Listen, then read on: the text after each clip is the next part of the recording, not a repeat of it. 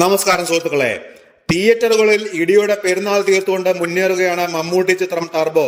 Mithun manual തോമസിന്റെ തിരക്കഥയിൽ വൈശാഖ സംവിധാനം ചെയ്ത ചിത്രത്തിൽ ടർബോ ജോസ് എന്ന കഥാപാത്രമായിട്ടാണ് മമ്മൂട്ടി എത്തുന്നത്.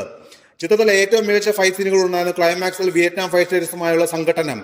എന്നാൽ അത്രയും മികച്ച ഫൈറ്റേഴ്സിനെ കിട്ടിയിട്ടും അവരെ വേണ്ട രീതിയിൽ ഉപയോഗിക്കാൻ കഴിഞ്ഞില്ലെന്ന് പറയുകയാണ് സംവിധായകൻ വൈശാഖ്.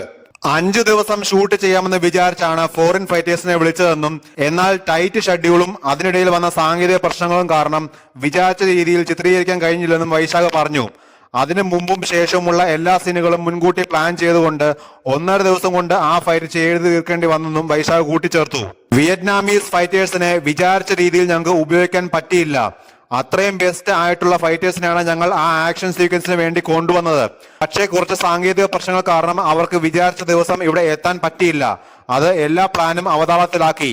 കാരണം ആ ഫൈറ്റിന് മുമ്പും ശേഷവുമുള്ള എല്ലാ സീനുകളും പ്ലാൻ ചെയ്ത് വെച്ചിരിക്കുകയായിരുന്നു. അവർ വരാൻ ലേറ്റ് ആയപ്പോൾ ആ സീനുകൾ ചെറുതാക്കേണ്ടി വന്നു.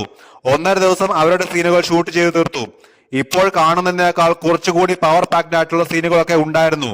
എല്ലാം മാറ്റേണ്ടി വന്നു, വൈശാഖ് പറഞ്ഞു.